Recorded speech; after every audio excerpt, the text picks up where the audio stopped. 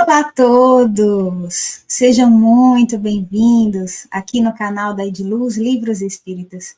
É com grande alegria que recebemos você no nosso programa Consultório de Afeto.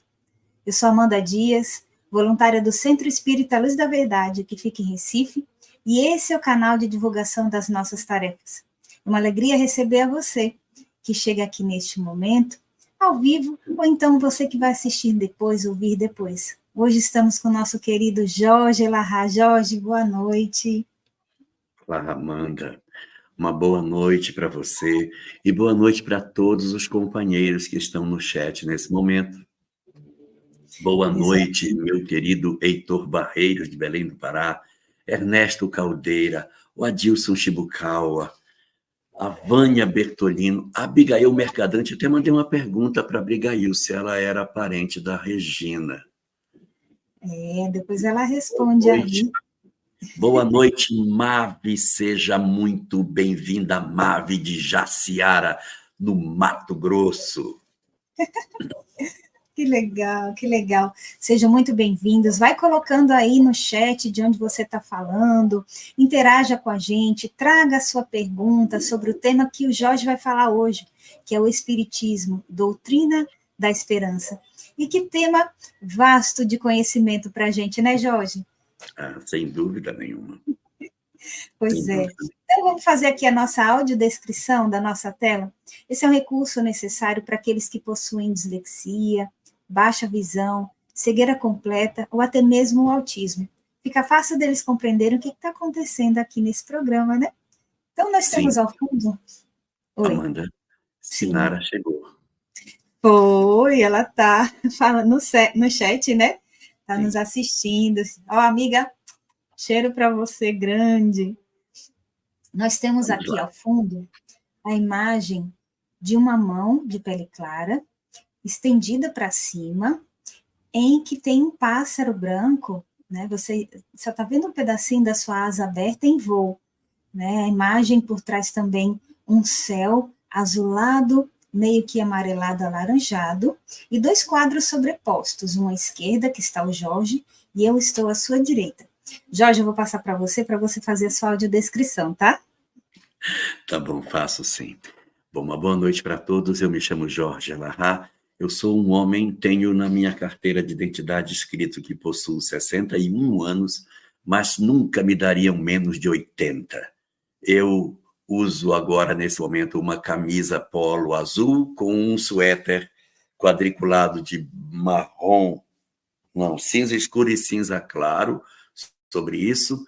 Uso óculos, não uso barba, não uso bigode, tenho pouco cabelo, praticamente todo branco, só nas laterais, em cima já tenho pouquíssimo cabelo, e atrás de mim uma estante cheia de livros reais. Esses livros são os meus livros espíritas de verdade, que estão comigo na parte de trás da minha imagem que aparece na tela. E do meu lado direito, nós temos Amanda Dias. Se descreva, então, Amanda. Eu sou uma mulher de pele morena clara, cabelos cacheados castanhos que estão soltos abaixo dos ombros. Estou vestindo uma blusa lilás, um lilás escuro que chamam de fúcsia, né? Essas cores novas que vão criando, nomes novos, a gente vai aprendendo também. Para mim é roxo. Para você é roxo, né? Tá vendo aí? E atrás de mim tem uma parede branca com uma estante com livros e alguns objetos. Também são reais. É importante isso que você fala, né? Porque às vezes a gente coloca um filtro e que é uma estante, mas são reais também, viu, gente? Aí, ó, tá vendo? Abaixo de mim e abaixo do Elahá tem o nome do consultório de afeto escrito em branco e com um coraçãozinho branco também. Acima de mim, no canto superior à direita, tem a logomarca da Ediluz Livros Espíritas. No momento que o Jorge estiver usando a palavra, o quadro dele vai ficar maior, em destaque, mas ainda do seu lado esquerdo. E o do seu lado direito ainda um pouquinho menor, mas ainda estarei por aqui. Então, feita aí a nossa audiodescrição da nossa tela, a gente vai convidar vocês para que já se conecte com o alto, que é importante, né? E caso você deseje, coloque aí sua água para ser fluidificada. Se não puder, mas tem esse desejo, mentaliza para que esses fluidos necessários e salutares sejam depositados nela. Então vamos elevar os nossos pensamentos a Deus, a Jesus, rogando amparo neste momento. Senhor Deus, agradecidos estamos por mais um dia de nossas vidas, agradecidos pelos nossos familiares, pelos livramentos, pelos desafios apresentados. Obrigada por sermos nós, obrigada por respirarmos, obrigada por sentirmos, termos sentimentos, termos emoções, conseguirmos falar, conseguirmos ver. E para todos aqueles que não possuem, que o Senhor os abençoe também. Obrigada, Senhor, por cada desafio. E entregamos neste momento todos eles, para que o Senhor, nosso Pai, cuide de nós e, se possível, nos carregue em seus braços. Rogamos também a boa intuição para nosso querido Elahá, que de suas palavras possamos refletir, analisar o que nos cabe e empregar em nossas vidas daqui para frente. Obrigada, Senhor, por tudo. Sê conosco, Jesus. Que assim seja. Que assim seja e assim será. Então, vamos explicar como é que é a dinâmica aqui do nosso consultório de afeto. Você que está chegando pela primeira vez, o Elahá, ele vai debater sobre esse tema, ele vai falar sobre esse tema, o Espiritismo, doutrina da esperança. Entre uns 15 minutinhos. E aí, nesse momento, você vai trazendo aí suas perguntas, que depois da fala dele, ele vai respondendo as perguntas, né? Então, coloca aí no chat, daqui a pouquinho a gente vai colocar um link também do formulário, que você querendo trazer a sua pergunta de forma anônima, para preservar aí o seu anonimato, pode fazer, que afinal a gente vai trazendo aqui as perguntas para serem respondidas ou seus relatos, tá bom? Agradecendo também aqueles nossos amigos queridos, né, Jorge, que fazem a transmissão simultânea, fazendo com que o programa chegue a mais corações. E você também pode ser um semeador da esperança. Curte, compartilha, porque esse tema é importante para todos nós. Amigo Jorge, a palavra é contigo. Muito obrigado. Mais uma vez, boa noite para todos. Eu quero mandar um bom dia muito especial para minha irmã Livramento, que está assistindo a live lá da França, nesse momento. Um bom dia para você, para o Gerard, que vocês estejam sempre bem por aí. Um grande abraço para você. E saudades, hein? Mas olha, o Livro dos Espíritos, a obra básica da doutrina espírita, na sua questão 799, faz a seguinte indagação. De que maneira o Espiritismo pode contribuir para o progresso? Respondem os Espíritos.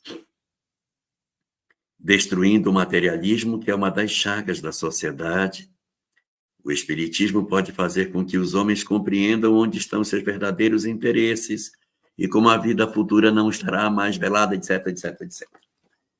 Mas aí vem uma pergunta. Se o termo Espiritismo foi criado com essa obra, foi nessa obra que o termo Espiritismo surgiu. E quando o livro foi escrito, o termo ainda não existia. De que Espiritismo Kardec está falando se o Espiritismo só surgiu depois que a obra foi publicada? Entrou em loop. Ele pergunta sobre a influência do Espiritismo no progresso, mas o Espiritismo só vai aparecer depois de 18 de abril de 1857. Então, de que Espiritismo Kardec falava? Talvez uma explicação para essa pergunta esteja no item 222 do Livro dos Espíritos. Nesse item, Allan Kardec pergunta não é uma pergunta, é uma dissertação, por isso que eu não disse pergunta 222, é um item. Nesse item, existe um trecho, logo que começa, dizendo assim: o dogma da reencarnação, diz algumas pessoas, não é novo. Foi ressuscitado por Pitágoras, de Pitágoras. Jamais dissemos que a doutrina espírita fosse uma invenção moderna, por constituir uma lei da natureza o Espiritismo há de ter existido desde a origem dos tempos. Então, ele está dizendo aqui que o Espiritismo existe desde a origem dos tempos, e não quando esta obra foi publicada. Aqui na conclusão de O Livro dos Espíritos, no item número 6, no primeiro parágrafo do item número 6, deixa eu ver se eu acho aqui, também há algo semelhante a isso. 4, 5, 6. Seria formar ideia muito falsa do Espiritismo quem julgasse que ele aure forças na prática das manifestações materiais. Sua força está na sua filosofia, no apelo que dirige à razão. Na antiguidade, ele era objeto de estudos misteriosos, que cuidadosamente ocultavam do vulgo. Hoje, ele não tem segredos para mais ninguém. Então, ele está dizendo que o Espiritismo existe desde a antiguidade. Então, como é que a gente decifra isso? Já que ele fala no começo da obra que o Espiritismo é uma ideia nova para representar ideias novas, como é que ele fala que ele existe desde sempre? Existem dois conceitos aqui, Amanda. Um é o Espiritismo e o outro são as verdades espíritas. O que é que são as verdades espíritas? Quais são as verdades que compõem a doutrina espírita? As verdades, Mavi, são a existência de um Deus único, a existência da imortalidade, a existência do mundo espiritual, a comunicabilidade dos espíritos com os homens, a evolução das criaturas, o amor como chave do progresso, o destino feliz para todos os seres. Essas são as verdades espíritas. E as verdades espíritas, eu não estou falando espiritismo, mas estou falando as verdades espíritas, elas existem desde sempre. As doutrinas mais antigas, Ana Lúcia, as doutrinas mais antigas, as religiões mais longínquas que a gente puder buscar, Sônia Barros, todas elas falavam a mesma coisa. Então, a verdade que o Espiritismo oferece, ela não é nova. Não. No passado, ela era chamada de doutrina secreta. Então, o que hoje a gente estuda, está aqui nos livros, qualquer pessoa pode pegar, pode ler, pode conhecer, no passado não era. Você tinha que participar de uma escola de iniciados, você tinha um ritual danado para ser admitido, para você poder acessar esse mesmo conhecimento, que existe vida após a morte, que os espíritos se comunicam, que existe a reencarnação, que existe a evolução. Isso é velho, isso é muito velho. As verdades espíritas são muito antigas, mas isso não é nenhum demérito, é sinal de que as comunicações mediúnicas que Kardec pôde ter acesso e reunir esse material chegou no mesmo resultado, só que Kardec não consultou as religiões antigas. Ele partiu do zero e chegou nas mesmas verdades que as religiões antigas tinham. Ele depois diria no livro O que é o Espiritismo, que o Espiritismo está na lei da natureza e que se todas as suas obras fossem queimadas, ele se reescreveria com outro nome, mas ele se reescreveria, porque, na verdade, o Espiritismo está assentado sobre a lei natural. Então, o que essas verdades espíritas têm de tão interessante?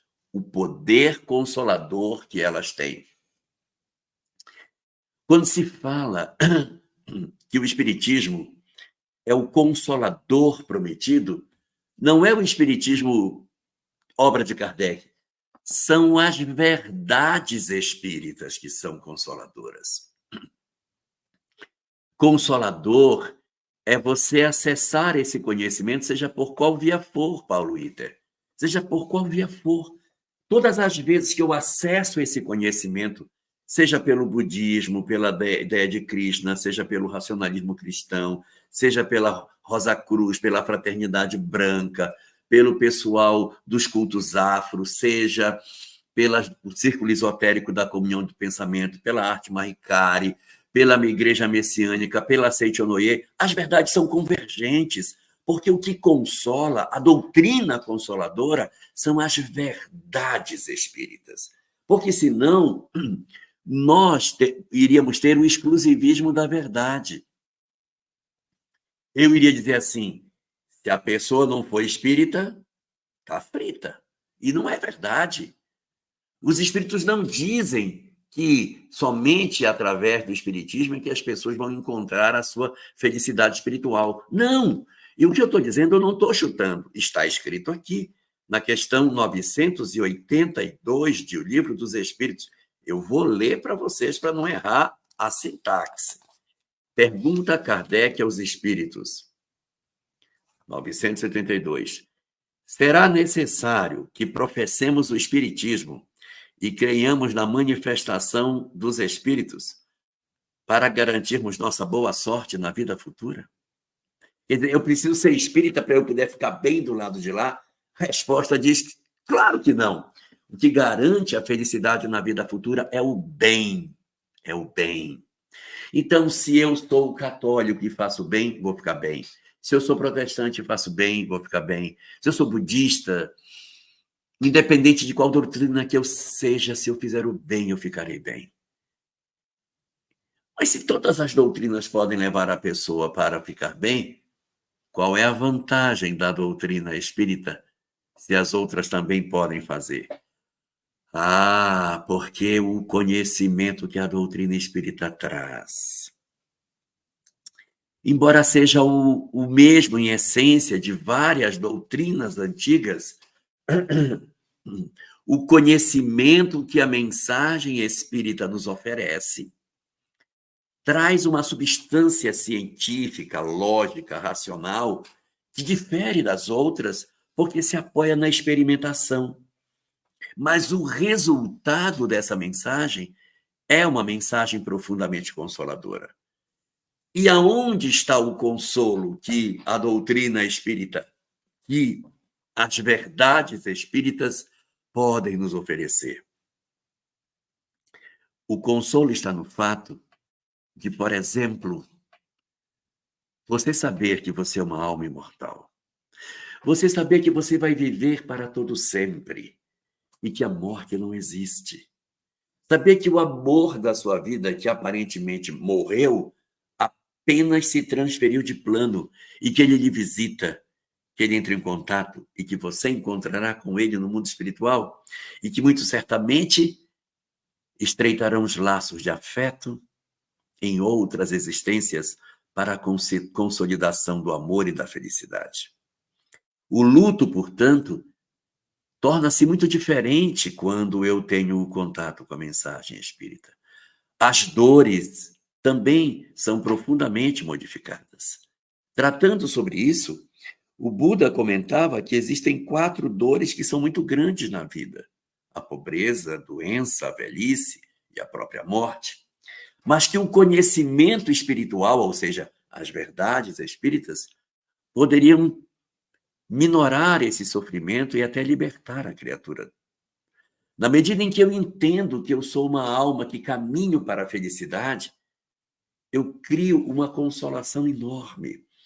É muito diferente eu dizer assim, meu Deus, a minha vida é uma desgraça, porque eu tenho esse corpo doente, porque eu tenho essa família complicada, porque eu vivo na solidão, porque o amor da minha vida foi embora e me deixou, porque eu sou alguém que sou muito pobre e não consigo o suficiente para alimentar meus filhos. Isso é uma leitura. Mas quando eu sei que tudo isso vai passar, que isso faz parte da existência, e que eu me desembaraçarei de tudo isso, muda profundamente a minha desesperança, porque eu percebo, é só uma existência, mas isso não é a vida. Eu vou me desembaraçar disso. Amanhã não será essa a minha história. Eu vou descobrir que, por exemplo, a pessoa que eu tanto amo também vai se desembaraçar. Você, de repente, pode ter na sua família um filho ou uma filha que lhe dá muito trabalho. Muito trabalho. Ela é uma pessoa profundamente desequilibrada. E você diz, meu Deus, o que será dessa minha filha porque ela é louca de pedra, ela só faz bobagem. E essa mesma doutrina, ela é consoladora porque ela vai dizer, sim, é verdade, ela tem muita dificuldade, ela tem muitas lacunas morais, mas a vida não esquecerá dela e vai lhe oferecer as experiências que ela irá precisar para que dela surja uma pessoa transformada, uma pessoa com um conhecimento muito mais claro e nítido do que seja a vida e com uma capacidade de realizar o bem que hoje ela não tem. E o destino dessa minha filha, hoje tão perturbada, vai ser a felicidade. Mas ela se suicidou, mas vai reencarnar. Passará por experiências dolorosas desnecessárias no mundo espiritual. Mas ela se suicidou, ela colheu isso para ela. Mas essas experiências, ainda que dolorosas, têm fim. E ela renasce.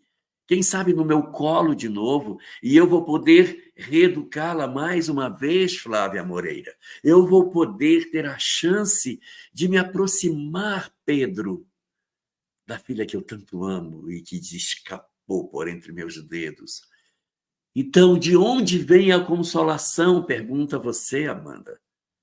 A consolação vem do fato de eu entender que a vida nos oferece as experiências que eu preciso para desenvolver o amor dentro de mim e, através desse amor, abrir as portas que dão acesso à felicidade.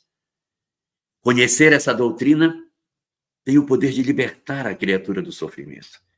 Mas quando eu não conheço isso, eu me perco no labirinto da vida e posso me atrapalhar no sentido de alcançar a felicidade. A doutrina espírita tem um diferencial muito grande, porque ela não tem rituais. Então, às vezes, a gente se perde nos movimentos de distração com os rituais, com os paramentos. Eu raspo minha cabeça, eu ponho uma roupa, eu tenho uma dança, uma liturgia que eu faço, e eu tenho que aprender essa liturgia. Esse tempo que eu faço isso, eu deixo de cuidar do meu eu. A doutrina espírita não tem paramentos, não tem liturgia, não tem sacerdote, para que não haja movimentos de distração, para que a gente esteja simplesmente atento a esse processo de mudança permanente que a gente precisa fazer para que a gente consiga encontrar a felicidade. E é por aí que vai, Amanda. Por aí a gente encontra o entendimento do porquê que a doutrina espírita é tão consoladora. Existem outras doutrinas que pregam a mesma coisa, mas a libertação dos rituais desamarra os nossos pés para que a gente consiga alcançar a plenitude. E você falando isso faz sentido mesmo, porque, como você diz, né? Eu estou lá envolvida naquele ritual. É muito importante, né, que você tenha isso, mas será que não seria, né, que aí eu posso estar equivocada, aí você me corrige, será que não seria mais proveitoso para o meu adiantamento moral eu estar empregando as minhas energias em uma coisa mais útil para o meu adiantamento moral, como tá vendo o meu irmão através da caridade que eu posso ajudá-lo, ou através de outras tantas maneiras, né, Jorge? Você tem razão, Amanda, mas também aqui no Livro dos Espíritos, na Lei de Adoração, Kardec diz o seguinte, que se uma pessoa pratica um ritual, mas ela tem fé sincera, vale. Ou seja, não é correto eu pegar uma pessoa que tem uma fé, que eu vejo nessa fé algumas fragilidades, e eu chegar com essa pessoa e dizer, mas é ridículo o que você acredita. Isso é muito ridículo. Está vendo que isso não tem sentido nenhum? Isso é bobagem. Então eu desconstruo a fé do outro e não sou capaz de oferecer nada melhor. Então, todas as pessoas têm o direito de escolherem a fé que quiserem. Mas é um pensamento diferente do meu. Que seja, de repente ela está até mais certa do que você. De repente ela está até mais certa. E a gente vai se distraindo com essas coisas pelo meio do caminho. Agora, se uma pessoa consegue entender que é só assim que ela se conecta a Deus, então é só assim que ela se conecta a Deus. Deixa com que ela faça isso, Marga. Deixa que ela faça. Se é assim que ela entende, então que ela entenda desse jeito. E que a gente não force com que ela abandone rigidamente determinadas crenças, porque eu acho que está errado. Cada um tem a sua marcha, o seu ritmo de evolução. O Buda chamava isso de compaixão, capacidade de entender que o outro ainda não consegue entender o que você entende. Então, tenha compaixão dele. Entenda que ele não tem, nesse momento, a capacidade de acompanhar você no que você crê. Mas é o nível dele. Então, um dia você também não soube, agora você sabe. Então, deixa ele também ter o direito de fazer a sua própria caminhada. Pois é, primeiro precisa fazer sentido para a gente, né? Se a doutrina espírita, que eu acredito que é uma fé raciocinada, né? Uhum. Que valor que eu posso ter, que respeito eu posso exigir se eu não respeito a opinião do outro também? Isso é importante, né? Uhum. Mas, já temos algumas perguntas aqui. Então, vamos começar. Tanto de forma anônima quanto aqui no chat. Ana Lúcia, ela faz uma pergunta aqui. Na verdade, são duas. A primeira é: o conhecimento liberta mesmo? Aí dá risos, né? Será? Só para a gente refletir profundamente, né? Ela coloca aqui. Ah, sim, sim. E também complementa, né? E também ela complementa aqui. E é de esperança mesmo, o Espiritismo? Vamos lá. Vamos trabalhar essa primeira que ela fala, que é das... cadê a pergunta? Eu vou buscar aqui, que agora saiu. A pergunta, ela Mas diz... se o conhecimento liberta mesmo, né? isso, O conhecimento espiritual deveria libertar. Conhecimento não necessariamente liberta, porque existem muitos espíritos profundamente inteligentes no mundo espiritual e perversos. Então, o conhecimento simplesmente das coisas não garante ao espírito o aproveitamento disso na direção positiva. Eu posso conhecer e usar isso para o mal. No livro Corpos Herméticos, de Hermes Trismegisto, que foi um grande sábio do Egito Antigo, ele diz o seguinte: nós precisamos proteger esse conhecimento para que ele não alcance os fracos, porque os fracos ficariam loucos se soubessem o conhecimento espiritual. E também temos que proteger dos maus, porque os maus se tornariam ainda mais cruéis, porque usariam o conhecimento espiritual como arma. Isso está lá no pensamento de Hermes, Corpos Herméticos. E isso a gente vai entender, porque o que Hermes quer dizer é o seguinte: nem sempre o conhecimento vai realmente libertar a pessoa. Na obra Há 2000 anos, de Emmanuel, nós temos um grande conhecedor das coisas espirituais, chamado Araxes. Sabe tudo de mediunidade, sabe tudo de lei de causa e efeito, sabe tudo de magia. É o grande feiticeiro da obra, que mora no Esquilino, a parte mais pobre de Roma. E Araxes é mau pra caramba. Araxes faz todas as tramas perversas e os assassinatos. Instiga todas as maldades e está cheio de conhecimento. Então, quando você pergunta se o conhecimento liberta, o conhecimento intelectual nem sempre liberta. E o conhecimento espiritual, se for entregue para os maus, como Hermes Trismegisto falava, pode correr o risco de usarem como arma. Então, por isso que nas escolas de iniciado não se entregava o conhecimento assim para qualquer pessoa. Precisava saber se ele tinha um coração bom para poder entregar para ele o conhecimento. Então vai depender muito da condição espiritual de cada um. Mas se eu entender a profundidade do conhecimento daquilo que ele de fato me oferece, eu terei grande chance de me libertar. E vou dar uma razão maior para isso. Por que esse conhecimento, assim, nos liberta, Ana Lúcia? Porque A quem muito será dado, muito será cobrado. O ignorante que não conhece das leis espirituais e que erra, ele não será cobrado. Mas o que conhece e que se distrai com os movimentos de distração, que são todas as práticas que nos afastam da verdadeira transformação moral, esses se sentirão incomodados pela própria consciência. O objetivo nosso na Terra é conhecer para ser mais útil, para ser melhor. Todas as vezes que a nossa intelectualidade se desenvolve e nós não usamos isso para o bem daqueles que estão em nosso redor e nosso também, nós iremos ter algumas complicações no futuro. Então, quando você pergunta se o conhecimento liberta se ele for bem aproveitado. Depende da criatura saber utilizá-lo, né? E aí, alguns de nós tivemos o conhecimento e nos perdemos. No livro Paulo e Estevão, quando Paulo está voltando de Damasco para Jerusalém, na primeira viagem, ele entra na Galileia e conhece alguns cristãos da época de Jesus. Ele visita o lago de Genezaré e senta na beira do lago e faz o seguinte raciocínio. Presta atenção, Ana Lúcia.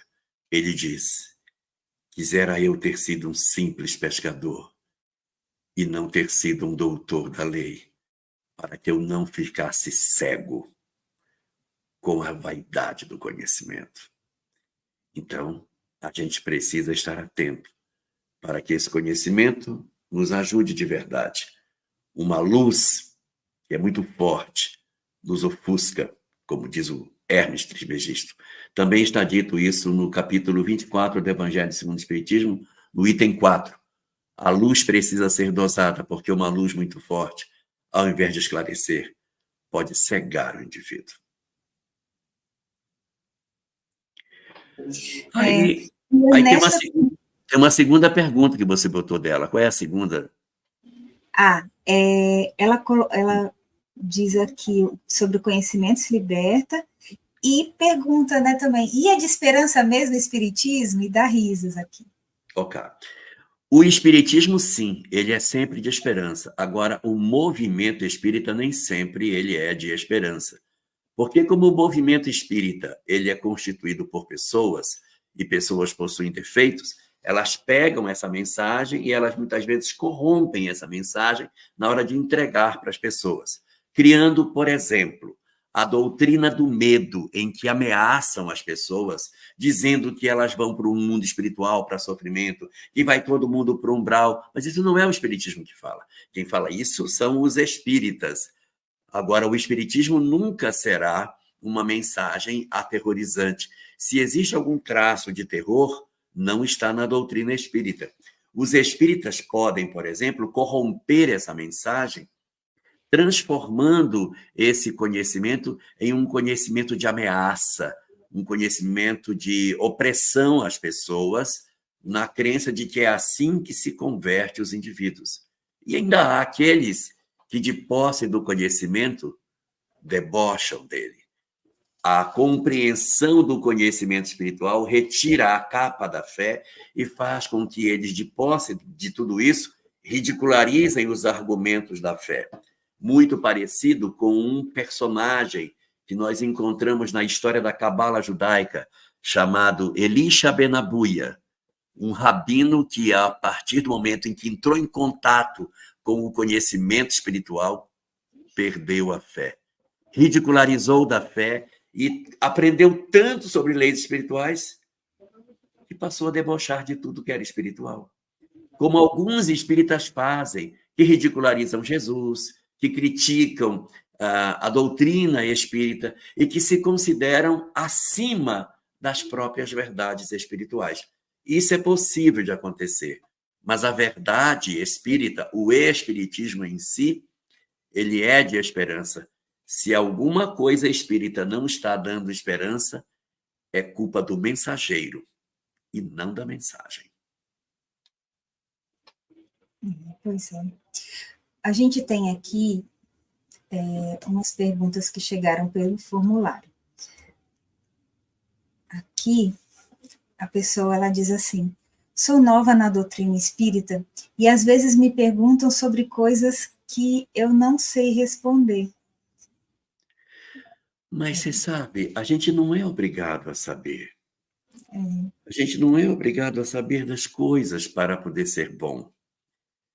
Quem se torna espírita não tem a obrigação de virar uma enciclopédia de espiritismo para ter resposta de todas as coisas. Porque as obras espíritas existem para nos ajudar com relação a isso. Mas existe uma frase no livro Agenda Cristã, de André Luiz, que diz assim: se você já tem uma semana de conhecimento do Evangelho, você já tem material suficiente para orientar a sua vida. Então, não é preciso ter todos os saberes. E por que isso? E por que aquilo? E por que acontece tal coisa? Porque eu não sei de tudo. O que importa, nesse momento inicial, principalmente, do nosso contato com a mensagem espírita, é que a gente se aproprie da parte moral que ela tem. Que a gente se aproprie da parte moral. O que seria isso? Que eu preciso amar Deus, amar o próximo, amar a mim mesmo e trabalhar de verdade na minha transformação moral, observando o meu comportamento, tentando ser melhor a cada dia e estando com a consciência desperta durante todos os momentos da minha existência, para que eu possa identificar quando eu estou caindo em alguma falta, quando eu estou deixando de ser como eu poderia ser. Então, o nosso objetivo na verdade, uma busca constante da nossa superação. Mas a gente não precisa ser conhecedor das coisas espirituais para ser bom. O que salva as nossas almas do sofrimento é o bem, não é o conhecimento, simplesmente. Temos aqui uma outra que chegou do formulário, lidando com o caso de drogas, alcoolismo na família. Me sinto muito impotente e penso que minhas orações não merecem ser atendidas, mas sei que tudo passa e peço a Jesus que me dê forças. Umas carinhas tristes. Na verdade, a gente tem muitos desafios, né? O desafio da droga em família é um desafio muito difícil, porque você junta a pessoa diversas vezes e a pessoa não tem força de se levantar, não tem capacidade de se reorganizar emocionalmente. E chega uma hora que você diz assim: eu estou perdendo meu tempo, eu vou largar de mão, que não dou conta, não melhora, não fica bom. E a doutrina espírita diz o seguinte, que o abandono ele não é a melhor opção. Por quê? Porque o abandono vai gerar na criatura o sentimento de desamor. E o sentimento de desamor, ele vai dificultar com que essa pessoa se reorganize amanhã. Então, são duas condições assim que a gente tem basicamente dentro dessa perspectiva, Amanda. Uma pessoa difícil em que eu desisto dela e uma pessoa difícil que eu não desisto dela. Eu tenho duas opções, desistir ou não desistir. Quando eu desisto, a pessoa recebe uma mensagem subliminar de que ela não presta. Por isso que o outro desistiu dela. Então, para você resgatar a crença de que ela é uma pessoa importante, é difícil, porque a autoestima fica toda esmagada. Quando a gente não desiste de alguém, você contribui para que a autoestima dela não se destrua. Vai ser penoso para quem não desiste. Vai ser penoso. Porque, nossa, vai exigir um esforço danado de você. Vamos lá de novo, vamos mais uma vez. Vou te botar de pé de novo, vamos embora. E põe de pé e cai, põe de pé e cai. Às vezes, na tentativa de ajudar, você vai ter que dizer, olha, você não vai poder mais morar comigo. Você vai ter que morar sozinho, não dá mais. Mas a gente não abandona, mesmo morando no outro local, a gente exerce aquilo que é chamado de distância amorosa. Você distancia, mas não corta o vínculo. Visita, pede para vir em casa quando você tiver para comer junto, para você não quebrar o laço. Não pode quebrar o laço, não pode. Você não pode dizer assim, você não é mais meu filho. o meu filho não se droga, você não é macho, pegue suas coisas, pode ir embora e tire o meu nome da sua vida, porque se você voltar aqui, eu vou mandar o cachorro pegar você. Então, isso não é a postura que se espera, porque isso manda uma mensagem de desamor danada. Então, esse cara, quando ele desencarna, ele se sente diminuído porque a própria família o abandonou. Mas se você não abandonar, ele, ao chegar ao mundo espiritual, vamos dizer que não deu nada certo aqui, fracassou de tudo. Foi até o final e as pessoas da vizinhança dizem: a mãe dele foi uma besta, a mãe dele trabalhou a vida inteira para tentar segurar ele, acabou com a vida dela e não se emendou. Pois é, mas vai ser esse esforço da mãe de tentar resgatá-lo que vai ser fundamental para que ele seja resgatado no mundo espiritual. Vou ser mais claro do que eu quero dizer. Essa pessoa está no mundo espiritual, num processo de sofrimento, e alguém tem que ir lá buscá-la. Aí vai a mãe. Meu filho, sou eu, sua mãe. Me dá tua mão, vamos embora. Ela vai ter um poder sobre ele que ninguém tem, porque ela inoculou no fundo da alma dele a certeza de que ele era amado, ainda que ele não tenha demonstrado gratidão por aquilo que ela fez com ele. O que eu estou dizendo está apoiado no Evangelho segundo o Espiritismo, capítulo 13, item 19. Benefícios pagos com a ingratidão. Tá bom? Vamos em frente. E é um exercício. Sim, vamos. Esse é um exercício constante que quem tem parente envolvido com a problemática da droga vai lutar, talvez, pela existência inteira, viu? Vai lutar a existência inteira. Pode ser que recupere, né? Conheço muitos casos de pessoas que se recuperaram, mas também conheço casos, muitos casos de pessoas que não se recuperaram. Então é preciso ter aí um duplo ânimo para que você consiga superar os desafios de uma existência com um parente envolvido com adicção. Bom?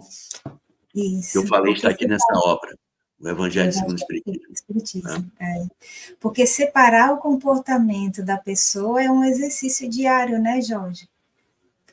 Nessa da gente também não se deixar contaminar por esses sentimentos, né? Porque é uma coisa que a gente acaba tendo uma codependência com as pessoas que estão com o alcoolismo, com as drogas, com a depressão. Então, é importante isso, a gente fazer esse exercício. Mas aqui a gente tem do Marcelo Esbrana, ele pergunta aqui: caro Jorge, o Espiritismo é a doutrina da esperança, brincando com a palavra a esperança de esperançar ou de esperar? Olha, se é para brincar com as palavras, eu tiraria o A da sua frase. O Espiritismo não é a doutrina da esperança, porque se for a doutrina, então não tem esperança nas outras doutrinas? É claro que tem. Se eu for budista, eu não consigo me consolar. Se eu for de uma outra doutrina também reencarnacionista, não terei? Claro que sim. Então, o Espiritismo ele é uma doutrina de esperança. E essa esperança aí, sim, em português seria o verbo esperar. Se fosse em Esperanto, a gente teria verbos diferentes. Em Esperanto, o verbo espere é o verbo esperançar, de ter esperança. E o verbo atende é o verbo esperar, de aguardar. Quando no livro Paulo e Estevão, naquele momento em que Paulo encontra com Abigail pela primeira vez, que ela diz: ama, trabalha, espera e confia, esse espera não é de aguardar, é de esperançar. Então ama, trabalha, mantém a tua esperança e perdoa. Então é o esperançar. A doutrina espírita é, sim, a doutrina do esperançar, do espere em Esperanto e não do atende, que é aguardar para que algo aconteça. Tem uma outra pergunta aqui do formulário. Jorge, há pessoas que afirmam que a doutrina espírita foge do que Jesus nos ensinou e afirma que o homem está sujeito a nascer e a morrer somente uma vez. O que posso dizer para essa pessoa? Bom, a doutrina espírita ela não foge dessa questão. Eu não conheço nenhum homem que morreu 2 vezes. Segundo a doutrina espírita, quando acontece o fenômeno da morte, a pessoa não volta mais a viver. Agora, isso significa dizer que a chamada ressurreição de Lázaro, ressurreição da filha, da viúva de Naim e da filha de Jairo, não foram mortes, porque o homem só deve morrer uma vez. Se a pessoa acha que isso está certo, então ninguém ressuscitou. Porque se o homem está determinado a morrer uma única vez, então Lázaro não estava morto. A filha de Jairo não estava morta. E o filho da viúva de Naim também não estava morto. Porque o homem só morre uma única vez. E a doutrina espírita diz, o homem só morre uma única vez. Agora, o espírito, o espírito está fadado a ter uma quantidade imensa de reencarnações. Agora, a criatura humana, o ser encarnado, é uma vez só. Deixa eu ver. A Ladi Jobim, ela pergunta, estudar a doutrina sozinha é recomendado? Devo procurar estar reunida com outros para não errar no meu entendimento? Importante. Olha, eu diria para você, se fosse há uns 10 anos atrás, eu dizia, não é errado estudar sozinho. Muita gente estuda sozinho, muita gente. Se fosse há 10 anos atrás, eu diria, muita gente estuda sozinho. Mas hoje não tem mais sentido estudar sozinho, porque você tem um monte de live, olha essa onde você está. Nesse momento, você não está mais estudando sozinho.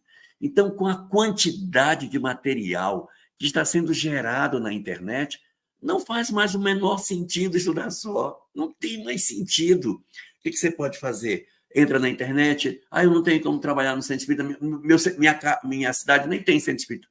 Tá, e daí? Entra na internet, cara. No meu país não tem. Tá, e daí? Entra na internet, que tem. E você pode se instruir em termos de doutrina espírita ouvindo outras pessoas falarem.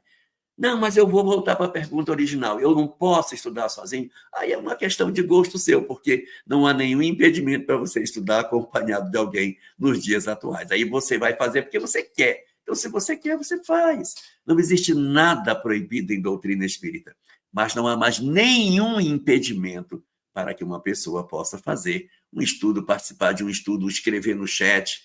Não há nenhum problema. Uma outra coisa que aí é diferente seria se você perguntasse se você pode desenvolver a mediunidade sozinho. Aí eu diria não. Eu aconselho que você procure uma casa, porque existem muitos perigos na mediunidade, perigos de perturbação, perigos de repente, nós sermos vítimas de processo de perturbação. Então, a leitura que a doutrina espírita nos oferece sobre isso nos dá conta do seguinte: hoje, estuda sozinho quem quer, porque todos os impedimentos que existiam não existem mais. E um fato até que, assim, a gente pode comentar, né, que o André Marchioro, que é voluntário também aqui na Ediluz, ele comentou que estava fazendo o evangelho sozinho, né? Vamos colocar assim, que estava fazendo sozinho. Nossa, eu aqui sozinho, estudando o evangelho, falando em voz alta. Mas o que é isso? Será que é isso? E aí, assim, ele foi aberto para ele ver vários pezinhos assim, próximos a ele. Então, assim, gente, a gente não está sozinho, não. A gente tem sempre auxiliando a gente nas boas intuições para estudar junto com a gente também, né?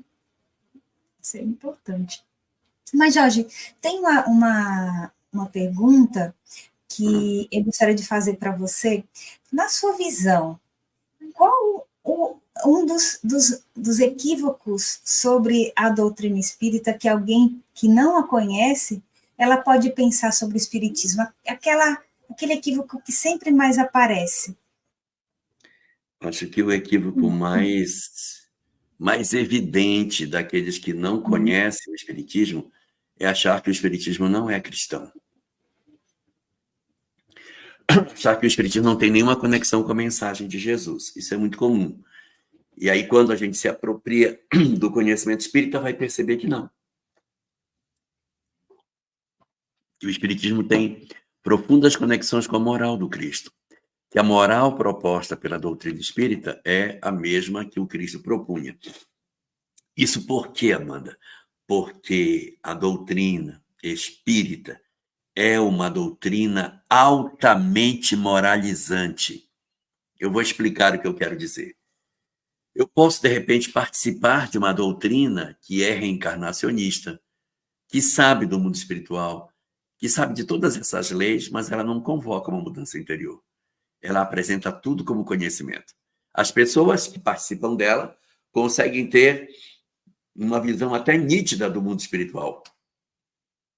Mas a conduta delas, do ponto de vista de sociedade, conduta dela no lar, não corresponde com o que ela sabe. Isso que é o esquisito.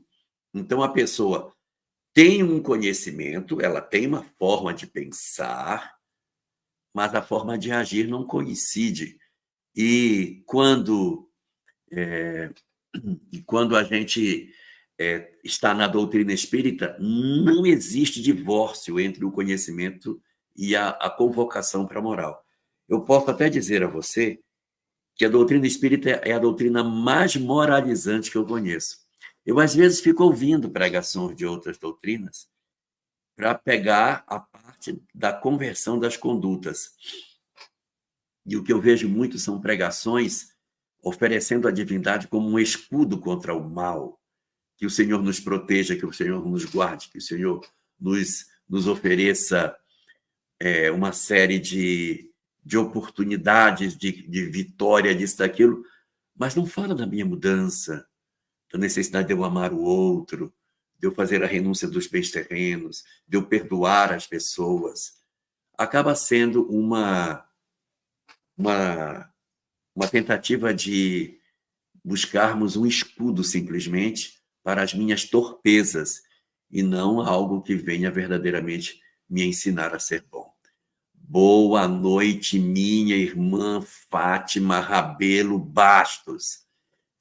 Você estava ouvindo minha irmã Eulália Bueno, então você está perdoada, está correto, então tudo bem. E aqui mais a minha irmã, vai dormir, Livramento.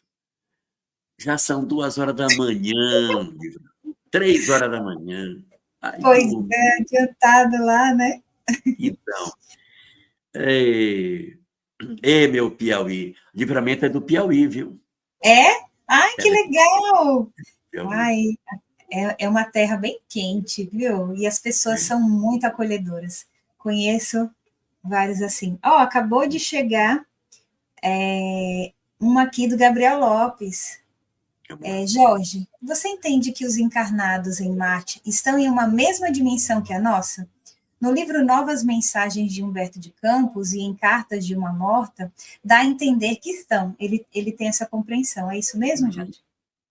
Olha, nós temos ainda muito pouca informação mediúnica segura do que acontece nesse planeta. No livro dos Espíritos, existe uma nota de rodapé. Não é uma pergunta. As pessoas falam, não, mas está no livro, é uma nota de rodapé. Tem uma nota de rodapé no livro dos Espíritos, eu não vou achar aqui ligada a qual pergunta é, mas é na primeira parte. E ali nessa nota de rodapé vai dizer que as informações que Kardec teria obtido, ele fala, informações que temos obtido do mundo espiritual, nos diz que Júpiter estaria acima da Terra e que Marte estaria abaixo dela, né? Mas ele não pôs uma pergunta. Por que ele não pôs uma pergunta? Se ele botou tanta coisa, por que ele não botou? Porque ele não teve amostras suficientes para dizer isso pode passar a corpo de doutrina. Então, poucas amostras não dava a ele a garantia de dizer eu posso afirmar que isso é verdade, já peguei de vários grupos em vários lugares do mundo. Então, ele não põe. E a gente vai encontrar depois algumas outras informações. E como essas informações elas não conseguem ser comprovadas de uma maneira cabal, a gente pega e guarda. não é? A gente pega e guarda. Agora, existem várias hipóteses que eu vejo as pessoas comentando sobre isso. Então, existem hipóteses que dizem o seguinte, que, de repente, toda a verdade não foi entregue para a humanidade. Voltando para uma frase que eu comentei logo no começo de Hermes Trismegisto, ele dizia o seguinte, você deve ocultar a verdade dos fracos, pois eles não vão ficar loucos. O que aconteceria com a humanidade se a humanidade... Vamos dizer que fosse verdade, que tivesse encontrado vida no outro planeta. Como reagiria a humanidade se tivesse encontrado vida no outro planeta? Como é que as religiões tradicionais reagiriam se dissessem, não, a gente encontrou uma civilização inteligente no outro mundo, até mais evoluída que a nossa, ou menos evoluída, não importa. O que aconteceria na humanidade? Então, nós não temos garantia de que tudo que é verdade é entregue para nós. Não temos. É possível que algumas informações tenham sido tratadas antes de chegarem ao grande público. Fala-se tanto de tantas experiências com OVNI, por que a ciência oficial não dá uma manifestação formal sobre isso? Por que existem tantos casos que a ufologia fala e há um silêncio da ciência? Por que não vem e fala? A ciência oficial vem e diz, eu vou falar, ó, isso é verdade, mas isso aqui não é, isso aqui é invenção, isso aconteceu, isso... Não, é calado de tudo. Então, tem alguma coisa esquisita. Por que a gente não tem pelo menos 1/10 dessa verdade? Por que a ciência oficial não se posiciona e sempre fala não teve, e nega absolutamente tudo com tantas comprovações? Agora, Marte pode estar numa dimensão diferente da nossa? Pode estar numa dimensão diferente, é possível, mas pode ser que a gente não saiba a verdade, não é? O livro Carta de uma Morta e o livro Novas Mensagens de Chico, de Humberto de Campos, que são 2 livros do início da Lavra Mediúnica de Chico. O Carta de uma Morta é a segunda obra que ele produz, a primeira é o Parnaso e a segunda é Cartas de uma Morta, ou seja, estava ainda no comecinho da mediunidade. E o livro Novas Mensagens é a primeira obra de Humberto de Campos escrita, depois vem Brasil, Coração do Mundo, acho, se não for a primeira, é a segunda, é logo do começo. Depois não há nenhuma discussão sobre isso nas obras posteriores, e nessas 2 obras eles dizem o contrário do que Kardec fala, porque nessas 2 obras dizem que Marte está acima da Terra. Na obra de Kardec diz que Marte está abaixo da Terra. Eu preciso primeiro resolver essa contradição aparente que esses textos possuem. Como isso é uma questão que não me importa diretamente para a minha vida cotidiana, para a minha dor, para a minha depressão, para a minha ansiedade, para a minha ideação suicida, essas questões elas estão sendo deixadas para uma discussão posterior, porque, como diz a questão 14 do Livro dos Espíritos, é importante que a gente toque de mais perto as coisas, importante que vos ocupais das coisas que vos tocam de mais perto do querer penetrar naquilo que é impenetrável. O que antes de ser uma coisa que responderia, seria, na verdade, acreditarias saber quando nada sabes. Deia de Grande está falando que a Revista Espírita de 1860 traz uma informação sobre Marte. A Revista Espírita não é obra doutrinária, ela é ensaio. Se você pegar o nome dela, é Revista Espírita, ensaio, porque ali Kardec fazia ensaios e ouvia os demais grupos espíritas para poder montar. Como é que ele pegava a informação de um mesmo assunto? Em vários grupos, pela revista. Ele publica uma informação na revista e diz aí para mim o que é que vocês tiveram de informação do grupo. Aí vinha a resposta da Holanda, da Alemanha, da Espanha, da Itália, de um monte de lugar, da França, da Inglaterra. Ele pegava esses materiais. O que está escrito aqui é isso. Existe uma revista espírita em que ele diz, a mulher tem alma? E aí? Tem ou não tem? Mas é uma provocação que ele faz para que houvesse as falas dos vários grupos, ele pudesse compor o pensamento. Se bem que, nesse caso, ele já tinha, né, a informação de que a mulher tinha alma, ele faz só esse título de provocação. Mas isso era muito comum, ele jogar essas perguntas para ouvir o que é que as pessoas tinham. Existem muitos conceitos que Kardec tratou na Revista Espírita e que são apresentados diferentes na obra doutrinária. Na Revista Espírita de 1863, por exemplo, ele diz que só existe expiação na Terra, que o mundo espiritual não tem expiação. Que a expiação é aqui. O espírito desencarna, vai para o mundo espiritual, reflete no que fez e volta para expiar. Depois ele revê, quando ele faz no ano seguinte o Evangelho segundo o Espiritismo, já não está assim. E quando você vai para o capítulo 7 da primeira parte do livro O Céu e o Inferno, Código Penal da Vida Futura, você vai ver ali colocado, logo nos primeiros artigos, acho que artigos 6 a 8, que ele diz que as expiações são encarnado e no mundo espiritual. Então, ela é um balão de ensaio que ele utiliza para a experimentação dos seus aprendizados. E aí, a gente vai só juntando essas peças, Deia. O que é mais próximo de nós, a gente dá prioridade. O que é menos próximo de nós, a gente vai encostando e deixando para resolver isso amanhã, porque a gente tem muita dor, muito sofrimento, muita angústia na alma da criatura humana hoje, justificando preocupações mais urgentes em termos espirituais. A gente tem aqui um último comentário do Maurício, que ele diz: Jorge, boa noite. A doutrina não cultua santos por o espírito estar sempre em evolução, porque no livro dos espíritos alguns se apresentam como santos. Você pode comentar? Posso. Na verdade, não é que a gente não cultura, nós não adoramos santos, né?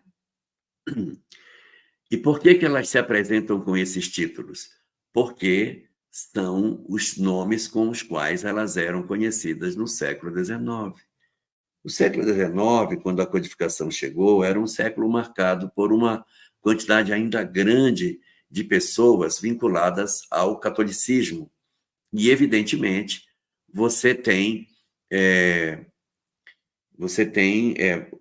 momentos dentro de toda essa discussão que vão trazer para nós a percepção de que alguns espíritos utilizam essa nomenclatura, muitas vezes porque o próprio médium vem de um ideário formado dentro de uma crença católica para fazer. Você vê que dentro da obra espírita vai aparecer várias vezes a palavra anjo guardião, mas nem tem anjo. Por quê? Porque isso faz parte do ideário humano. Assim como a palavra castigo vai aparecer várias vezes na obra. Para quem se incomoda com a palavra castigo, procure a pergunta 1009, que é uma pergunta de resposta longa. 4 espíritos respondem. O último a responder é Paulo, o apóstolo. No penúltimo parágrafo que Paulo, o apóstolo, responde sobre o que é castigo, ele diz: e o que é o castigo? Aí ele diz o que é o castigo. O castigo é a consequência natural de um ato falho que um espírito faz. Não é Deus que vem castigar individualmente o indivíduo, mas é, na verdade, a consequência natural daquilo que ele produziu. Uhum. Eu tinha dito que era a última pergunta, mas acabou de chegar uma da Fátima Bastos e a gente vai encerrar com ela. Ela tem prioridade absoluta. Se a live tivesse fechado, a gente abriria para atender a Fátima. Exatamente. A Fátima, ela diz assim: as provocações de algumas questões de Kardec poderiam se aplicar a países escravocratas como o Brasil? Sim, na verdade, Kardec, à sua época, fazia uma reflexão muito grande dos problemas que existiam, e a escravidão ela ainda existia em poucos países, tá? Poucos países. O Brasil vai extinguir legalmente a escravização em 1888. Kardec escreve a obra em 1857. Mas desde 1850 já havia um acordo feito com a Inglaterra para que não houvesse mais o tráfico de escravos. Não é porque a Inglaterra fosse boazinha, não. É porque ela queria vender produto e escravo não compra nada.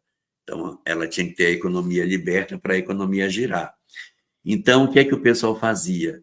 Eles acabaram com os navios que eram tidos como navios para tráfico de escravos Mas por baixo dos panos, eles continuavam trazendo nos porões, bem escondidinho, ainda escravos.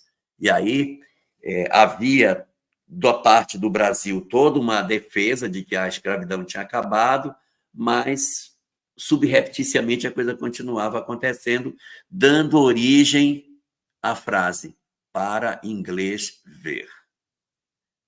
Por isso que é para inglês ver, porque os ingleses acreditavam que tinha acabado e, no fundo, não.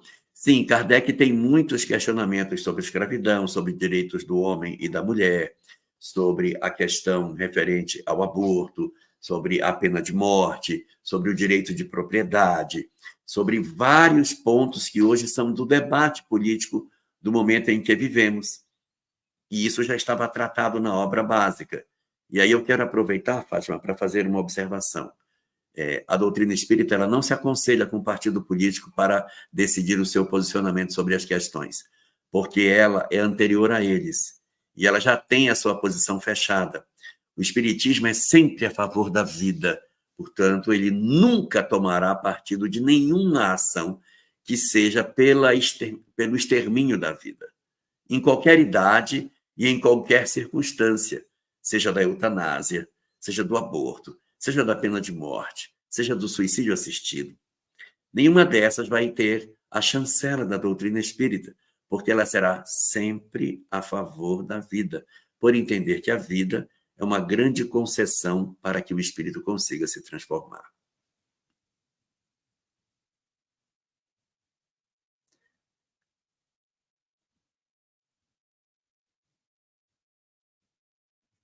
Eita, que deu uma mexida aqui no computador, quase que não ativava o som. Jorge, acabaram aqui as perguntas. Agradeço demais você estar aqui conosco e abro agora para você fazer as considerações finais e já emenda fazendo a nossa prece final de radiação, pode ser? Faço sim.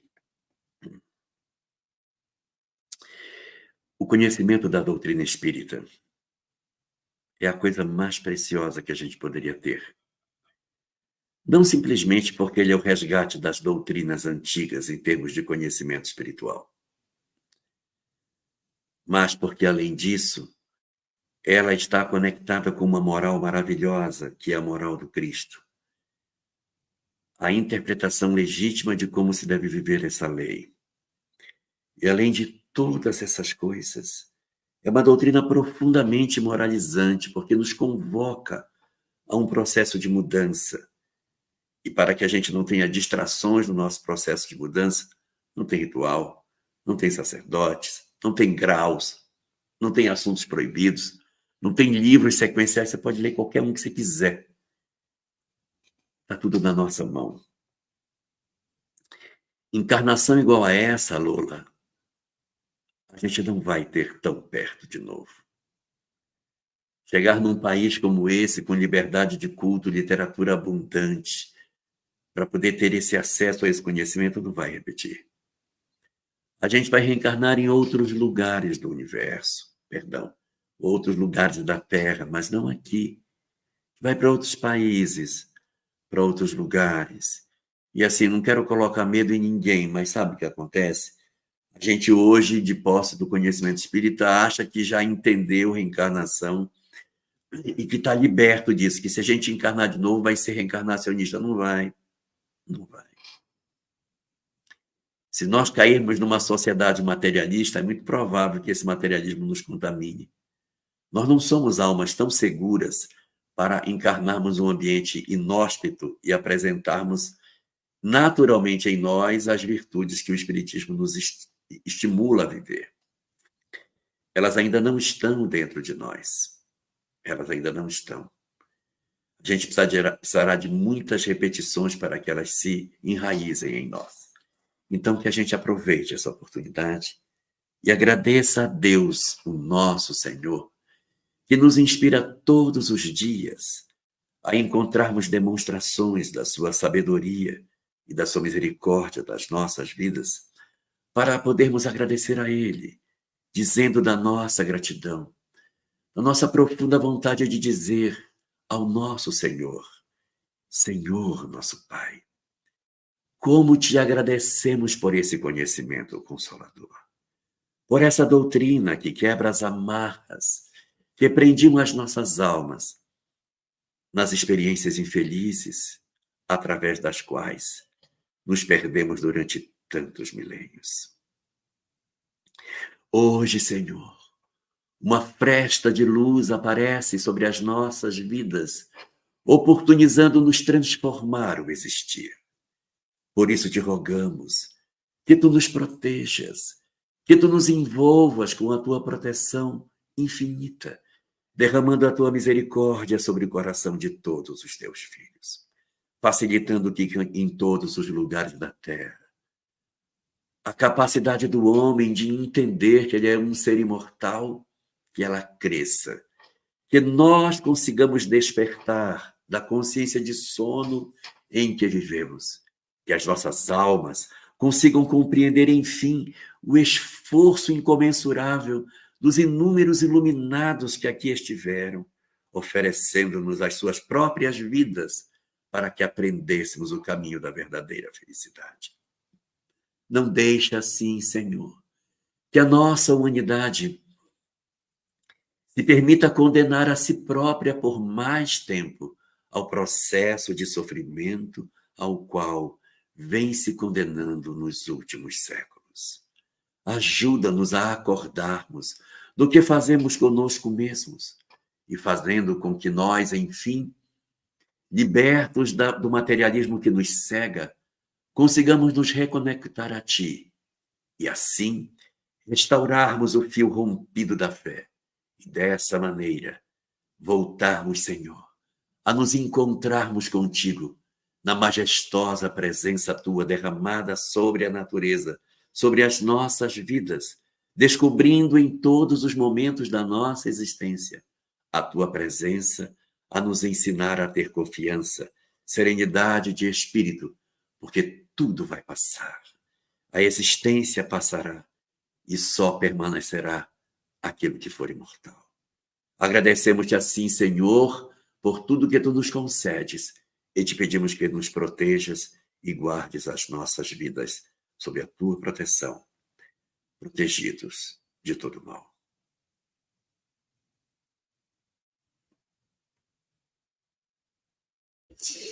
Que assim seja, assim seja. Linda prece. Obrigada, Elahá, por estar aqui conosco. Obrigada a todos vocês que estiveram também no nosso consultório de afeto. Convidando você a estar aqui conosco novamente no sábado que vem, às 21 horas. Fiquem todos com Deus e Jesus e até lá!